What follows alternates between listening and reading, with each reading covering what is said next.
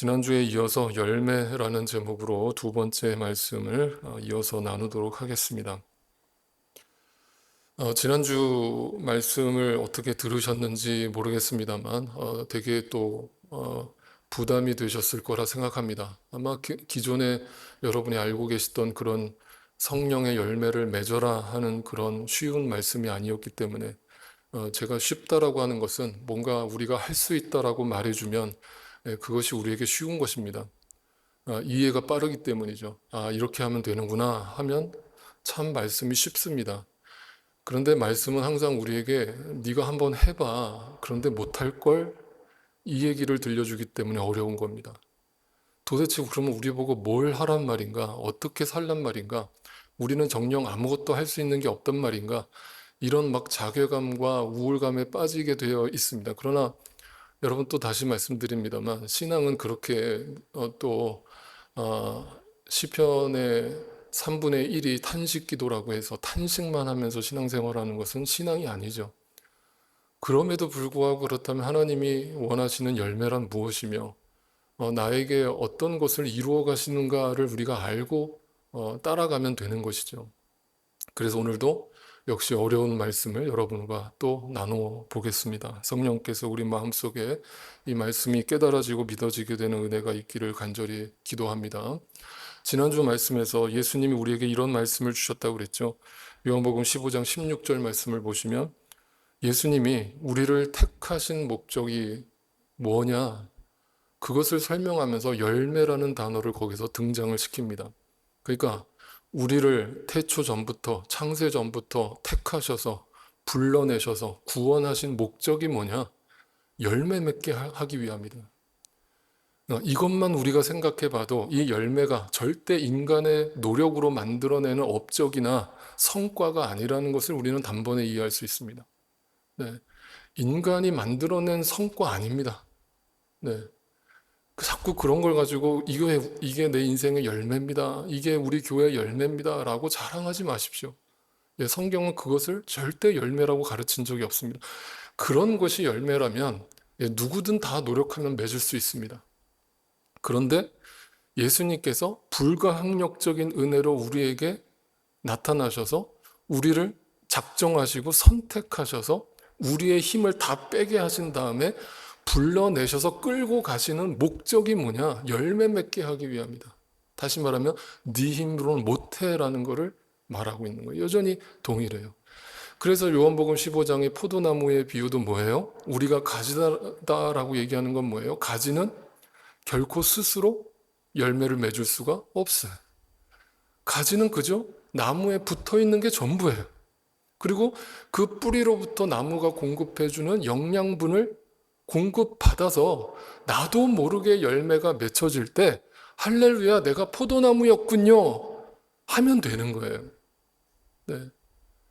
네. 그런데 절대 포도나무에서 사과 열매가 맺힐 수 없는 것이고 포도나무에서는 포도 열매가 맺힐 수밖에 없다는 것을 알아가는 거예요. 네.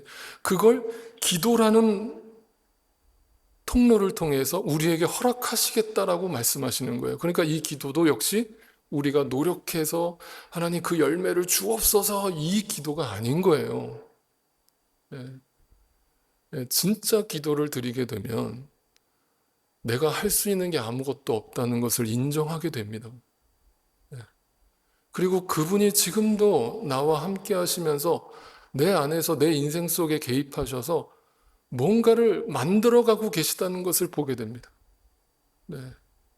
그게 기도거든요. 기도는 그냥 그분이 하시는 거를 바라보는 게 전부예요. 이게 주님이 하신 일이었군요. 이게 주님의 뜻이군요. 이게 주님의 방법이군요를 알아가는 게 기도예요. 근데 우리는 그 주님의 뜻이 안 보이니까 기도한답시고 나와서 기도하는 게 내용이 전부 뭐냐면 하나님 이루어 주세요. 그 열매를 보게 해주세요. 네. 네, 죄송하지만 여러분 그러한 기도는 다른 종교에 가셔도 얼마든지 할 수 있는 기도고요. 다른 종교에서도 다 가르치는 기도입니다. 네, 그 기도가 진짜 기도가 아니에요. 아버지께 구하는 것은 무엇이든지 얻게 되는데 그 무엇이든지가 열매를 얻게 된다는 거예요. 진짜 기도를 통해 열매가 뭔지를 알게 된다는 거예요. 그 열매가 뭐라고 그랬습니까? 지난주에 내가 죽는 것이 열매입니다. 한 알의 밀알이 땅에 떨어져서 죽지 아니하며 결코 열매를 맺을 수 없음 같이 우리가 바로 길가밭이고 돌짝밭이고 가시덤불밭이라는 것을 인정하고 내가 절대 옥토가 아니라는 사실을 인정하고 농부 되신 하나님께서 오늘도 나의 이 묵은 땅을 기경해 주시지 않으시면, 그리고 거기에 좋은 씨앗, 말씀의 씨앗을 뿌려주지 않으시면 절대로 이 열매는 맺혀질 수 없다는 사실을 인정하는 것입니다. 그것이 기도입니다. 그래서 지난주 22절, 23절 다시 보세요. 성령의 열매 이렇게 하니까 우리는 보통 봐라, 성령의 열매는 막 무슨 어떤 신비적인 그런 외적인 역사가 아니다, 은사 막 이런 거 너무 거기에 집중하지 마라, 다 맞는 말이죠. 성령의 열매는 내면의 변화다. 그런데 거기까지는 맞는 얘기예요. 그런데 이 말씀을 들으면서 우리는 어떻게 적용하냐면, 그러니까 이 성령의 열매를 맺으려고 노력해라라고 적용을 해버리는 거예요. 여러분, 9가지 열매입니다. 어디 여러분 양심에 손을 얹고 지금까지 신앙생활 오래 해오셨잖아요. 이 열매가 내 안에서 날마다 확인되는지 한번 자신이 있으면 이 자리에서 아멘 한번 외쳐보십시오. 왜 다들 꿀먹은 벙어리가 되십니까? 그럼 저한테 물어보시면 목사님은 외칠 수 있지 않으십니까? 저도 할 말이 없습니다. 그럼 제가 질문하는 거예요. 그렇다면 왜 사도 바울을 통해서 하나님은 이 말씀을 우리에게 들려주시면서 우리가 아무리 노력해도 절대 맺히지 않는 이 열매를 성령의 열매라고 제시하시면서 우리에게 심적 부담을 안겨주시는가? 오히려 이것을 지키라고 하셔놓고 지킬 수 없는 우리 자신을 확인하게끔 하면서 우리로 하여금 어떤 죄책감에 사로잡히게 만드시려고 하시는 것인가? 그걸로 우리의 코를 꿰서 붙들어 놓으시려고 하시는 건가? 자꾸 우리 하나님을 무슨 우리를 가지고 장난치시는 그런 신으로 이해하시면 안 됩니다. 여러분, 이 성령의 열매 9가지는 뭐예요? 뭡니까? 이것을 막을 법이 없다고 그러잖아요. 이것은 반드시 맺힌다 이 뜻이거든요. 그러니까 뭐예요? 성령이 맺으신다 그랬죠. 내가 맺는 게 아니라 내 안에 성령 하나님이 계시다면 그 성령님이 내 안에서 반드시 이 열매를 맺고야 마실 거다라는 이야기로 이 이야기가 선포되고 있는 거예요. 내 노력이 1%도 첨가되지 않아요. 내가 옥토가 아닙니다. 그게 30배, 60배, 100배 열매를 맺는 거예요. 그러니까 이 9가지 열매는 절대 인간 안에서 확인될 수 없는 열매예요. 그럼 이건 뭐에 대한 누구의 열매를 얘기하는 것일까요? 베드로 후서로 가봅니다. 베드로 후서 1장 4절이에요. 그는 이 영광과 덕으로 귀중하고 아주 위대한 약속들을 우리에게 주셨습니다. 그것은 이 약속들로 말미암아 여러분이 세상에서 정욕 때문에 부패하는 사람이 되는 것이 아니라 하나님의 성품에 참여하는 사람이 되게 하시려는 것입니다. 자, 여기서 약속들이라고 나와 있는 건 뭐예요? 여러분, 그 약속의 실체로 오신 분이 누구십니까? 예수 그리스도예요. 예수 그리스도가 약속의 실체죠. 그분이 약속이에요. 그분이 새 언약입니다. 그러니까 그분이 이 땅에 오셔서 우리 안에서 뭘 이루시는 거예요? 세상의 정욕 때문에 부패한 사람이 되게 하는 것이 아니라 뭐예요? 이 땅에서 인간의 업적과 인간의 성과를 자랑하면서 그 언젠가는 썩어 없어질 것들을 열매라고 여기면서 그걸 자랑하고 있는 너희들에게 그 약속의 실체가 되시는 예수 그리스도가 이 땅에 오셔서 진짜 열매가 무엇인지를 가르쳐 주시는데, 그 성령의 열매 9가지 열매는 결코 너희의 인격적 변화를 얘기하는 것이 아니라 바로 하나님의 성품을 이야기하는 것이다. 하나님의 본성을 이야기하는 것이고 하나님의 속성을 이야기하는 것이다. 그러므로 고린도전서 13장도 마찬가지라고 그랬죠. 고린도전서 13장도 사랑은 오래 참고 사랑은 온유하며 사랑은 시기하지 아니하며, 이걸 우리 보고 그런 사랑을 맺으라고 노력하라는 얘기가 아니라 그 사랑이 누구시라는 거예요? 하나님이시라는 거예요. 예수 그리스도시라는 거예요. 네. 그분이 성령 하나님이시라는, 네. 그것이 우리 안에 열매로 맺혀지게 될 거야 라고 얘기하는 거예요. 그러면 이렇게 얘기해야죠. 다시 말씀드립니다. 이 하나님의 성품이 우리 안에 열매로 맺혀지려면 그 전에 선행되어야 되는 조건이 있죠. 뭐가 선행되어야 됩니까? 내가 살아있는데, 내가 여전히 죽지 않고 살아있는데 이 하나님의 성품이 열매로 내 안에 온전히 자리를 잡을 수 있습니까? 없습니까? 있어요? 없어요? 없습니다. 그러니까 열매는 뭐라는 거예요? 한 알의 밀알이 땅에 떨어져 죽는 거라고. 그걸 몸소 보여주신 분이 누구인 거예요? 예수 그리스도인 거예요.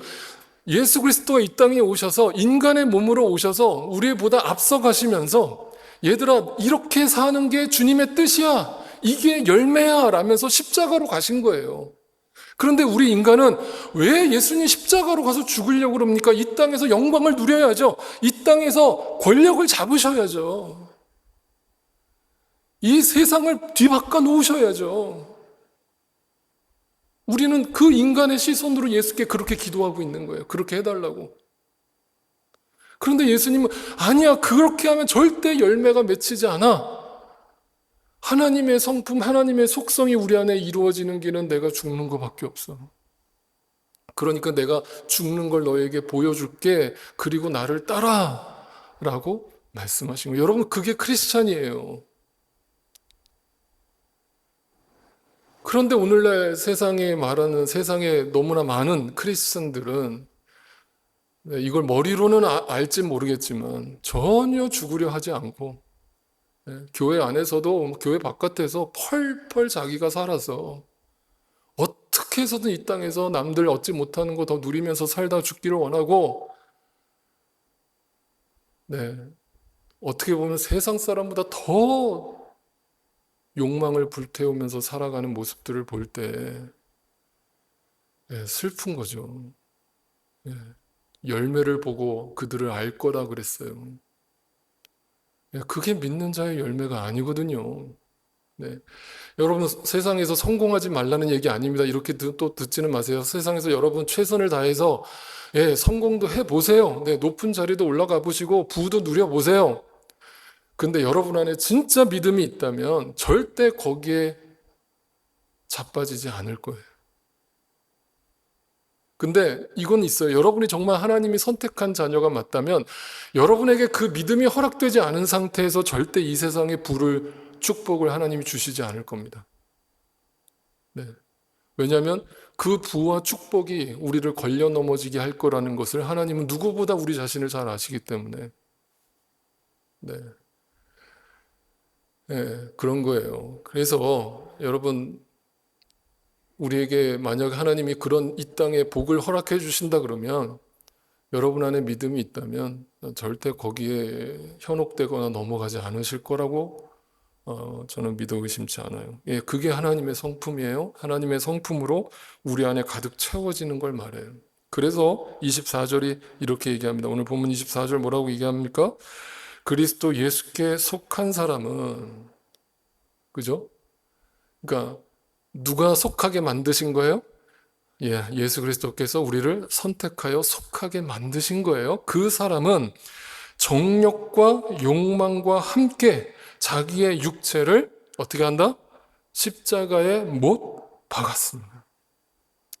우리말 번역이 또 틀렸어요. 새번역 번역은 의역을 하다 보니까 못 박았다라고 능동태를 써버렸는데 원어를 보면 수동태 완료형으로 쓰여져 있어요. 정확하게 번역하면 못 박힌 것입니다. 내가 노력해서 죽은 게 아닙니다. 내 안에 성령께서 날마다 죽게 하신 결과고 못 박히게 하신 결과입니다. 그래서 2장 20절에서 사도 바울이 뭐라고 고백했습니까? 똑같은 고백이에요. 나는 그리스도와 함께 십자가에 못 박힌 거예요. 여러분, 십자가에 못 박을 때 내가 스스로 십자가에 올라가서 스스로 못을 박을 수는 없어요. 누군가 나를 십자가에 매달아서 못을 박아야 됩니다. 그럴 때 내가 안 죽겠다고 버티면 나를 십자가에 매달 방도가 없는 거예요. 예수님이 왜 십자가 달리시기 전에 그 모진 고문을 당하셔서 지칠 대로 다 지쳐서 자기 십자가도 끌고 갈 수 없을 정도로 기진맥진했는가? 그게 십자가를 지는 유일한 길이라는 걸 보여주는 거예요. 내가 기진맥진하도록, 그래서 십자가에 매달려 죽을 수밖에 없도록 내 힘을 다 빼버리신단 말입니다. 그걸 예수님을 통해서 보여주신 거예요. 네. 그 모습 속에서 결국 열매가 맺힌다는 거예요. 그것은 인간이 기대하는 영광과 전혀 상관없는 것입니다.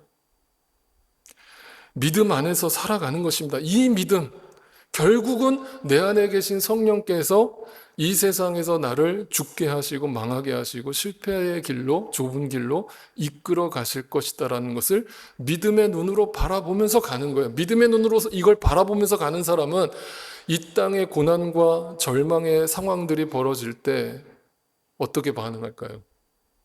그걸 미리 짐작하고 받아들일까요? 아니면 그런 일이 일어날 때마다 깜짝깜짝 놀랄까요? 하나님, 어떻게 또 나한테 이런 고난을 주세요? 이게 믿는 자의 반응일까요? 주님, 네, 이 고난이 올 줄 알았습니다. 감사합니다. 이걸 통해 주님의 뜻을 더 알게 해주세요. 그게 믿음이에요. 그 믿음 안에서 사는 거예요. 이 땅에. 네. 그러니까 고진감래 이런 거는 여러분 전혀 신앙과 매치가 안 되는 말입니다. 고생 끝에 낙이 오는 거 없어요. 고생 끝에 고생만 옵니다. 결국 인생은 그렇게 바람과 같은 거예요. 네. 그걸 하나님이 우리에게 원하시는 겁니다. 그러면서 뭐라고 25절에 얘기합니까? 우리가 성령으로 삶을 얻었으니 우리는 성령이 인도해 주심을 따라 살아갑시다. 여기 자, 여러분 이 동사를 계속 보세요. 성령으로 by spirit이에요. 우리의 노력이 아니죠. 성령으로 삶을 얻었으니예요. 전적인 하나님의 은혜요, 하나님의 공로입니다. 내가 노력한 거 아니에요. 성령이 그렇다면 인도해 주심을 따라 끌려가는 게 전부예요. 자, 그러면 여러분 이제 오늘 좀 말씀을 생각해 봅시다. 이 성령께서 우리에게 열매를 맺게 하신다고 그랬는데 그 열매가 인간이 기대하는 어떤 업적이나 영광이 아니라고 분명히 얘기했는데, 내가 죽는 것이라고 했는데, 과연 그 성령은 실질적으로 오늘 우리에게 뿐만 아니라 성경에 기록되던 2000년 전의 초대 교인들과 사도들에게 어떻게 역사하셨고 어떻게 그들의 삶 속에 이 열매를 맺게 하셨는가를 성경을 통해 한번 확인해 봅시다. 그 기록을 살펴보려면 우리는 사도행전을 펼쳐야 됩니다. 사도행전을 보면 성령께서 믿는 자들을 어떻게 이끌어 가셨는지를 상세하게 기록해 놓았죠.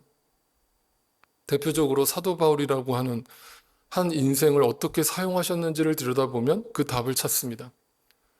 여러분, 사도 바울은 예수님을 만나고 안디옥 교회 공동 담임 목회자가 된 이후에 1차 선교 여행을 계획하고 바나바와 함께 1차 선교 여행을 떠났죠. 그리고 2차 선교 여행을 떠날 때 1차 선교 여행을 다녔던 그 지역을 다시 그대로 답습할 계획을 가지고 가려고 했는데 1차 선교 여행 때 중간에 누가 도망쳤어요? 마가라고 하는 바나바의 사촌이 도망을 치죠. 그것 때문에 바나바와 마가를 2차 선교 여행 때도 데리고 가냐 마냐를 놓고 피 터지게 싸우다가 결국 헤어져서 다른 계획을 세우게 되죠. 전혀 의도하지 않았던 새로운 계획을 세워서 소아시아 지역으로 바울은 올라가고 바나바와 그 마가는 1차 선교 여행 지역을 그대로 답습합니다. 그때도 보면 전혀 바울은 계획하지 않았는데 성령께서 바울을 계속 아시아 땅끝으로 그를 몰고 가셔서 드로아라고 하는 그 아시아 소아시아의 땅끝 지역에 몰고 가셔서 그곳에서 바로 그 마케도니아에 있는 청년의 환상을 보게 하심으로 어떻게 하셨어요? 네, 마케도니아로 건너가게 하셔서 빌립보라고 하는 도시에서 빌립보 교회를 세우게 하셨어요. 그것이 유럽 최초의 교회가 됐다고 그랬죠. 그렇게 1차, 2차, 3차 선교 여행을 사도 바울이 다 성령의 인도하심 따라 마치고 난 뒤에 어떤 성령께서 사도 바울에게 계획을 알려주십니까? 네, 이제 마지막으로 예루살렘으로 가라라는 명령을 주시죠. 그래서 바울은 에베소에 있었는데 에베소의 장로들과 눈물의 작별을 고하고 그 에베소에서 떠나서 배를 타고 이제 예루살렘으로 떠납니다.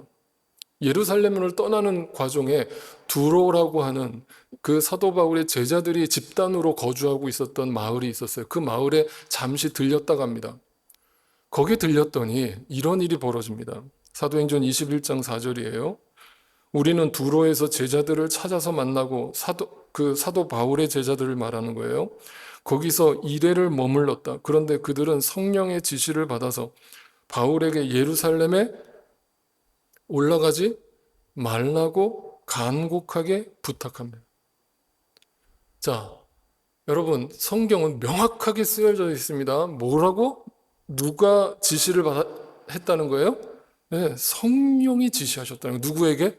그 두로에 있는 사도 바울의 제자들에게 말씀하셨다는 거예요.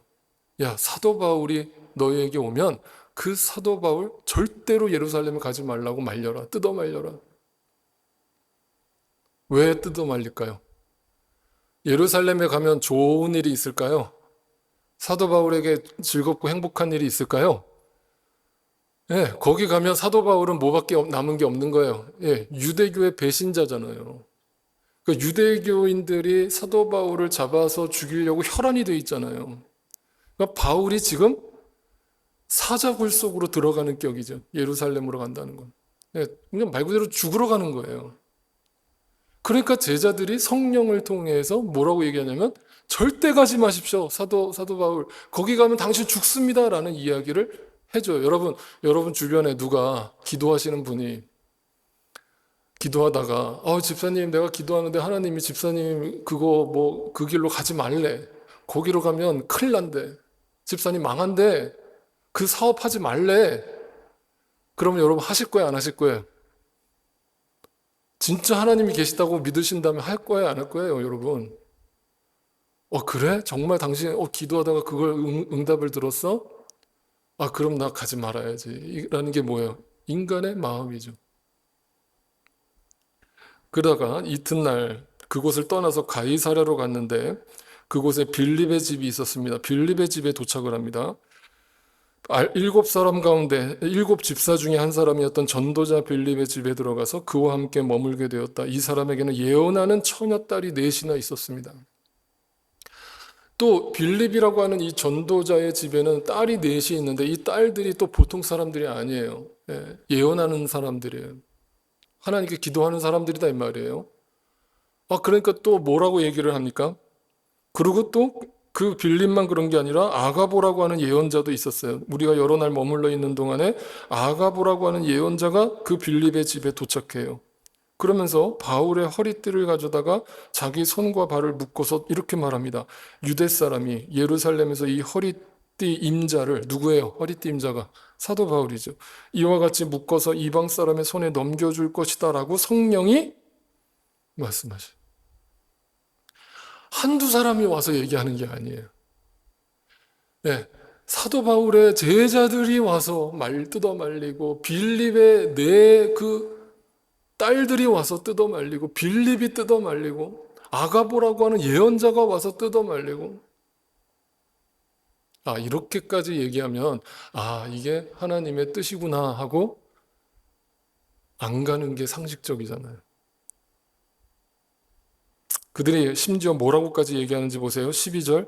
이 말을 듣고 그곳 사람들과 함께 우리는 바울에게 예루살렘으로 올라가지 말라고 간곡히 만류합니다. 여기서 그곳 사람들은 빌립 집사와 내 딸과 아가보라고 하는 예언자고 여기서 우리는 누구를 얘기하냐면 지금 사도 바울과 함께 동행하고 있는 의사 누가 그리고 바울의 제자들 쉽게 말해서 바울 빼놓고 모두가 다 뜯어 말리는 거예요. 주변에서. 네. 심지어 울면서까지 부탁합니다. 막 펑펑 울면서 바울 절대 예루살렘 가지 말아 주십시오. 성령께서 나에게 분명히 말씀하셨습니다. 가면 죽습니다. 그랬더니 바울이 뭐라고 얘기합니까? 내 마음을 왜 아프게 합니까? 여기서 아프게 한다라고 하는 헬라어가 나를 갈기갈기 찢어 놓는다. 그러니까 바울도 그 주변의 모든 사람이 자기를 뜯어 말리니까 그걸 듣고 있는데 막 울면서 통곡하면서 뜯어 말리니까 그 이야기를 듣고 있는데 막 가슴이 찢어지는 거예요. 예수 믿는 게 이런 겁니까?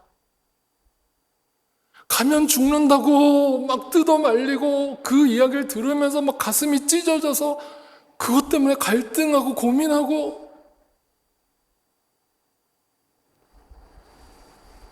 근데 이게 다 성령께서 말씀하셨대요. 그런데 바울이 이렇게 얘기하죠. 그때 바울이 대답하였다. 왜들 이렇게 울면서 내 마음을 아프게 하십니까? 나는 주 예수의 이름을 위해서 예루살렘에서 결박을 당할 것뿐만 아니라 죽을 것까지도 각오하고 있습니다.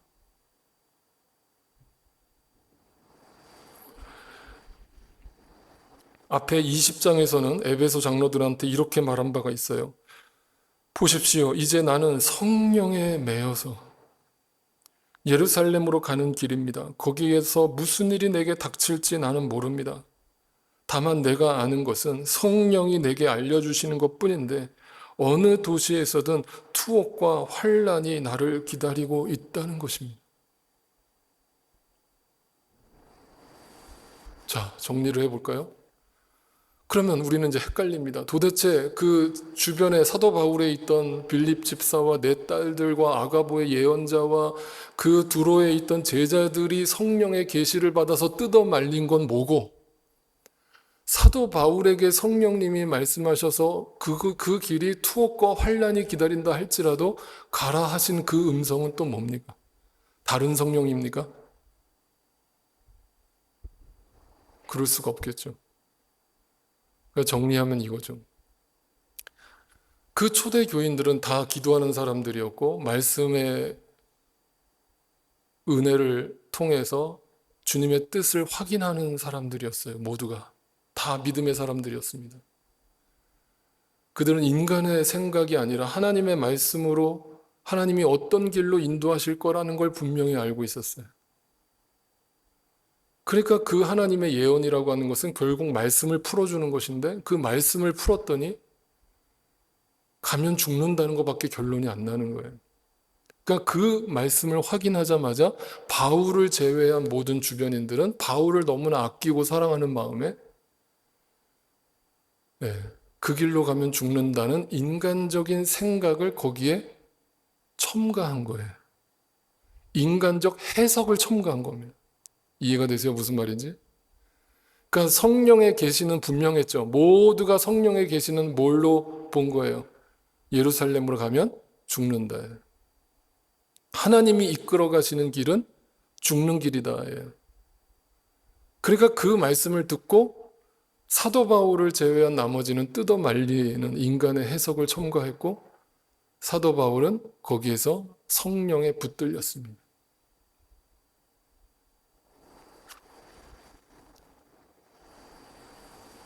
그러니까 절대 다수는 오늘도 하나님의 말씀을 깨닫지도 못하고 뭐가 하나님의 뜻인지조차 모른 채로 그저 예수 믿으면 이 땅에서 복받고 잘 살고 건강하고 행복하겠지라고 교회만 왔다 갔다 하는 사람들이 있고, 하나님의 은혜로 믿음이 허락되어서 말씀을 예언을 통해서 예수를 믿으면 성령님이 꼭 투옥과 환난과 십자가의 길 좁은 길로 이끌어 가시는구나 정도는 깨달았어요. 알았어요. 근데 그걸 안 것으로 실천하지는 않고 알고 그러니까 그 길로 가지 말자로 결론 내는 거예요. 그런데 1% 미만의 소수의 사람들, 사도 바울과 같은 사람들은 성령에 붙들려서 거기서 내 생각을 다 내려놓고 그 길이 죽는 길이라는 걸 알고 가는 겁니다.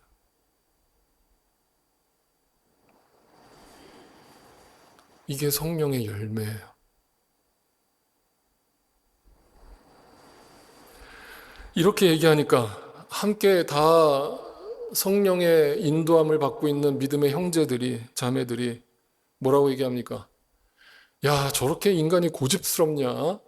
그래, 네가 아직 인생의 쓴맛을 못 봐서 그러지. 어디 한번 당해봐라. 당해보면 그 길이 얼마나 고통스러운지 네가 비로소 알게 될 거야. 그래, 어디 한번 가봐.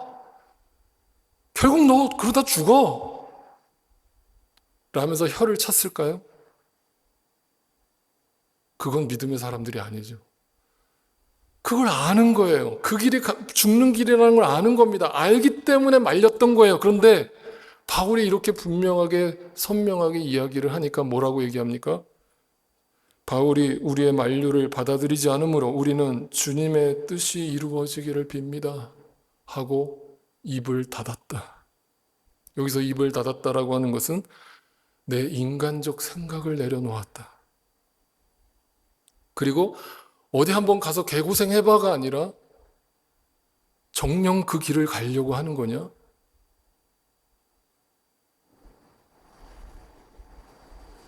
정말 그 길이 죽는 길이라는 것을 너 정말 알고 간다면 너의 삶 가운데 주님의 뜻이 이루어지기를 원한다.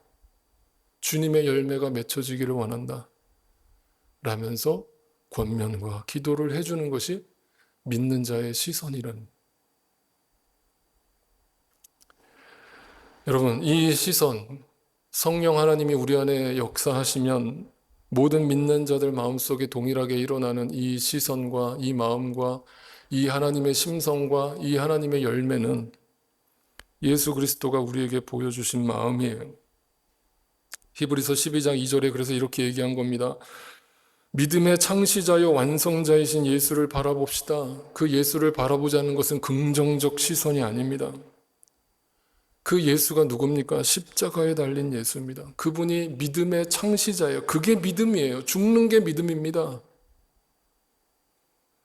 그 예수를 바라보는 신자는 그 예수와 함께 죽는 겁니다.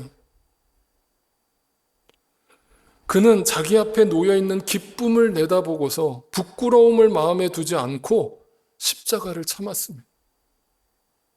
세상 사람들이 그 길을 가는 동안에 조롱하는 거예요. 아, 이런 바보 천지 같은 사람. 너 그렇게 살면 망해. 왜 그 길을 가려고 하니? 이 바보 멍충아. 라면서 다 뜯어 말리는 거예요. 그런데 그 길을 가신 거예요. 그게 믿음이기 때문이에요. 네. 그러면 이 시선을 가진 사람들이 크리스찬이라면 교회란 무엇입니까? 모두가 이 시선을 같이 공유하고 모두가 함께 이 시선을 바라보면서 우리의 삶 속에 분명히 하나님께서 성령 하나님께서 역사하고 계시다면 우리도 동일하게 투옥과 환난이 기다리는 곳으로 우리를 이끌어 가실 텐데 그 길이 너무나 좁고 험해서 너무나 아프고 고통스러워서 가는 길마다 계속 눈물과 한숨밖에는 나오는 것이 없는데 이것을 믿는 자들은 서로 알기에 그것을 믿음의 눈으로 서로 바라보면서 격려하면서 함께 동행하면서 함께 위로하면서 주님께서 이끌어가는 길을 같이 걷는 자들이 아닙니까? 그 자들이 어떻게 교회 안에 들어와서 교회 공동체라고 모여서 26절 오늘 결론이에요. 우리는 잘난 체하거나 서로 노엽게 하거나 질투하거나 하지 않도록 합시다. 어찌 그 믿음의 시선을 가진 자들이 교회 안에서 여전히 여기서 잘난 체하는 게 뭔지 아세요? 개역 성경을 보세요. 개역 성경에 이렇게 번역되어 있어요. 헛된 영광을 구한다 되어 있어요. 뭐죠? 이 세상의 헛된 썩어 없어질 영광을 열매라고 자랑하면서 교회 안에 들어와 가지고 그걸 잘난 체하는 거예요. 그걸 하나님의 축복이라고 간증하고 있는 거예요. 그게 과연 성령의 열매를 맺는 성령의 이끌림을 받는 신자의 삶이냐라고 지금 사도 바울은 묻고 있는 겁니다. 인간의 업적 자랑하지 맙시다. 인간의 헛된 욕망 자랑하지 맙시다. 하나님이 이 세상에서 축복을 주시거든 그냥 그것을 감사의 마음으로 가지고 거기에 빠지지 말고 교회를 위해서, 복음을 위해서 이웃들과 나누며 삽시다. 서로 노엽게 하거나 투기한다. 누가 나보다 높네, 낮네. 그거 가지고 인간적인 질투와 시기와 정죄와 판단과 이런 것들이 교회 안에 난무한다면 그것이 어찌 교회이겠습니까? 그것이 어떻게 성령의 열매를 맺어가는 성도의 삶이라고 할 수 있으며 주님의 마음을 알아서 날마다 죽겠다라고 각오를 하고 걷는 자의 시선일 수 있겠습니까? 여러분, 오늘 말씀은 좀 생각을 해보세요. 집에 가서 곰곰이 생각해 보세요. 성령의 열매가 무엇이며 오늘도 내 안에 계신 성령 하나님께서 나에게 어떤 길을 보여주시며 어떤 열매를 맺어가게 하시기 위해서 나를 이끌고 계신가를 곰곰이 생각해 보실 수 있기를 바랍니다. 같이 기도하겠습니다. 주님이 원하시는 열매는 결코 인간의 업적이나 나의 행위 따위가 아님을 분명히 인식하게 도와주십시오. 주님이 원하시는 열매는 내가 죽을 때, 내가 부인당할 때, 내가 사라질 때 나타나는 것들이요. 그것이 주님의 성품이요, 주님의 마음이요, 주님의 뜻임을 알게 하시고 예수 그리스도께서 나를 대신하여 먼저 걸어가신 그 좁은 길을 주님의 마음으로 우리도 걷게 하여 주옵소서. 우리가 교회라는 이름으로 함께 모였는데 우리 안에 계신 성령께서 각자에게 말씀하시고 이끌어 가실 때 그 길은 분명 좁고 험하여 찾는 이가 없다라고 알려주실 터인데 그 음성의 인간적 해석을 섞지 않게 하시고 왜 그리로 가냐고, 그리로 가면 죽는다라고, 그리로 가면 망한다라고 만류하기보다는 주님의 뜻이 이루어지기를 바랍니다 하고 기도하고 격려해 줄 수 있는 그런 공동체가 되게 해 주십시오. 또한 교회 안에 들어와 있지만 여전히 남아있는 저희 모두의 연약함과 그 인간적 시선으로 만들어내는 온갖 추함들이 여전히 남아있사오니 서로가 서로의 추함만 바라보고 정죄하기보다는 주님의 마음과 주님의 시선으로 바라보게 해주시고 언젠가 다 사라져버릴 이 세상의 헛된 영광에 사로잡혀 인간의 시선과 행위로서 서로 노엽게 하거나 서로 질투하지 않는 주님의 마음을 허락해 주옵소서. 예수 그리스도의 존귀하신 이름으로 간절히 기도드립니다. 아멘.